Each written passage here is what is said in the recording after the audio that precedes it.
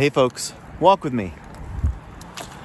The crazy story of that UnitedHealthcare CEO getting gunned down on the streets of New York. Wild. And I wanted to talk a bit about the word that came to mind was backlash, which isn't really what I mean to say, but it feels like that.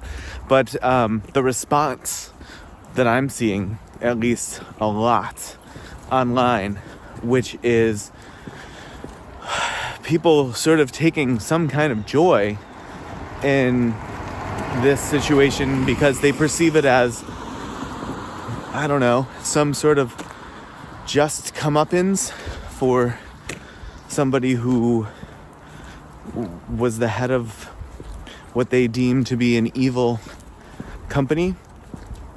Now, I'll be the last person to tell you that insurance companies aren't evil. There's a lot of truth to that seemingly cruel and evil things come from the way that insurance companies operate. I've put out a video before on the healthcare situation in the US, but I think, the point that I want to make about the sentiments and the reaction that I'm seeing online, and how it ties into the way in which the US has really, really screwed up the delivery of healthcare from a payment perspective. It's just, to me, they feel inextricable. That people are so embroiled and fed up with the way that things operate in the US from a healthcare perspective. It's all being sort of channeled at the moment into this, right? And I don't think that it's a coincidence that news that came out almost a month ago, like a solid 3 weeks or so ago, about Blue Cross Blue Shield or Anthem Blue Cross Blue Shield in some states not covering the full duration of certain anesthesia as it's required for some surgeries.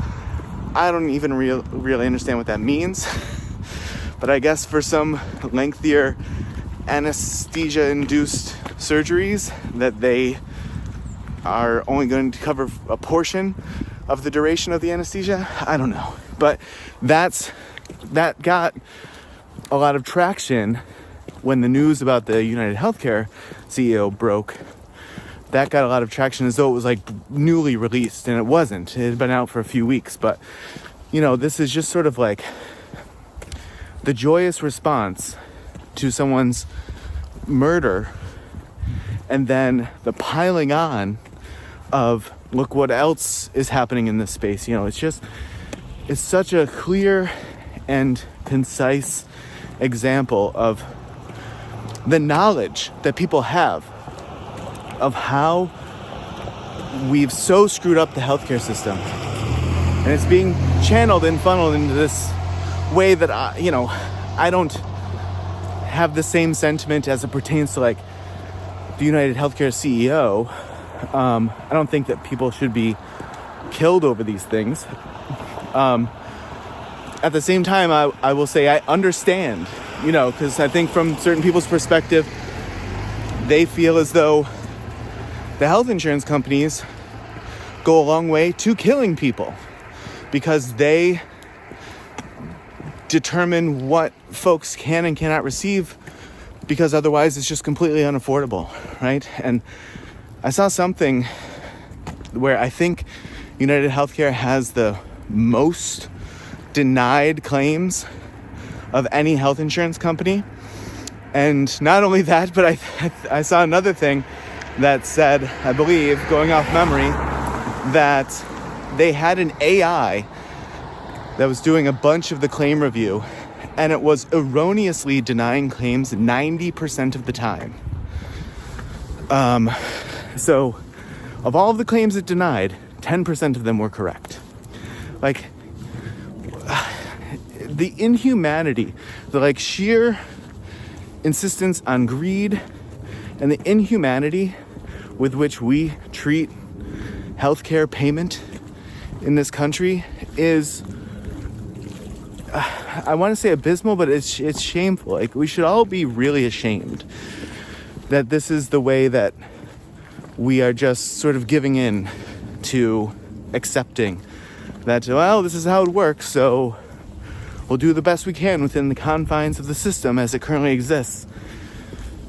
You know, there's certain things that, and we've done it before, right? There have been institutions and practices that have all of a sudden felt so cruel and unusual and outdated that you needed to just completely throw it out the window, start over, and say there isn't a way to work within this system to improve it incrementally and make that then be a helpful outcome, right? It's like it has felt to me for a long time, for well over a decade, just because that's when I really started to even have any sense of awareness of the system. Not only the for-profitness of the health insurance companies, but them being publicly traded. I mean, it's such, even if you want to leave them in place, to have no viable, reasonable alternative to people who don't want to participate in that system, that's what we should be really ashamed about.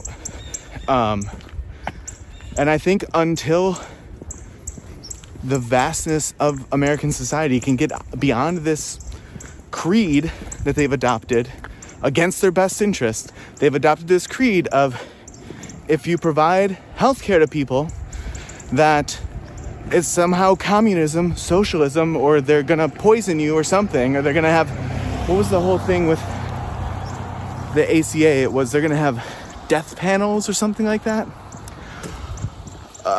I mean, until we move beyond those stupid slogans, right? People just want something that rhymes or something that's alliterative, or, you know, until we get beyond this concept that people deserve to live and die with dignity, and that healthcare shouldn't be something that is, sorry, if you can't afford it, tough luck. Until we say that that's more important than pointing to something and going, oh, that's communism, which it's not. There's not going to be any substantive fix that does anything of greater importance or meaning. So that's what I'm taking away from the whole situation. It's unfortunate to see people sort of dancing on the grave, is what it feels like a bit. But also, you know, kind of understanding that it's such a strong symptom and shines such a bright light on how fed up the public is, but they need to be fed up enough that something gets done about it. That it's not just then all of a sudden Ted Cruz or someone is like, you can't do that because that's socialism, you know. And then that's the end of the story, right? Then it doesn't matter anymore because, oh, such and such, my favorite Republican, said that it would be communist to do that, anti-American. This should be considered anti-American. All right, folks. That's my soapbox for the day.